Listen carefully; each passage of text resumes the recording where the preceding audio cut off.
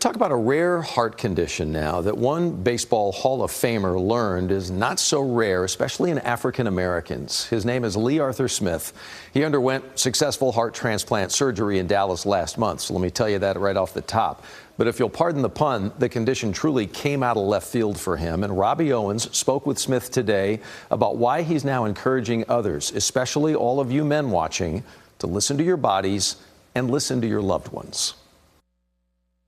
The only pitcher in the major leagues with 25 and more saves each. During what would become a Hall of Fame career, Lee Arthur Smith was known as the closer.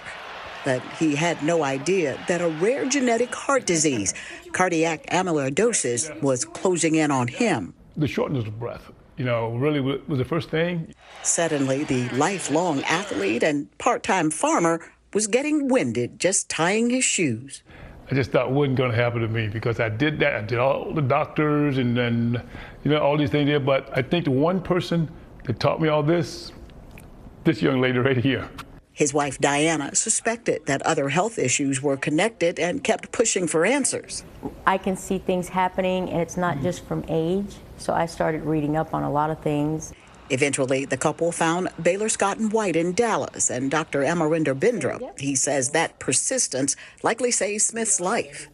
Statistics show a patient with cardiac amyloidosis is seen by at least 5 to 6 providers before they come to see me, an advanced heart failure. Cardiac amyloidosis is a genetic condition that leads to abnormal protein deposits in the body.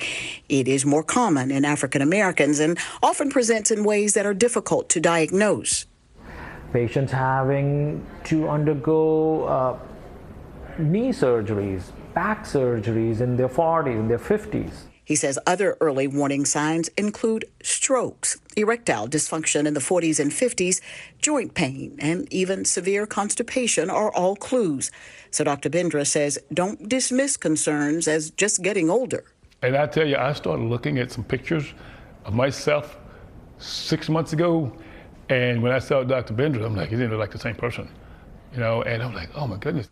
Lee was fortunate. He underwent successful heart transplant surgery at Baylor just last month and says he's already feeling like a new man. I think the one thing, getting checkups. The guys don't get the checkups, and I even back to going to the dental, things like that, looking at those things there, but you got to start. In Dallas, Robbie Owens, CBS News, Texas.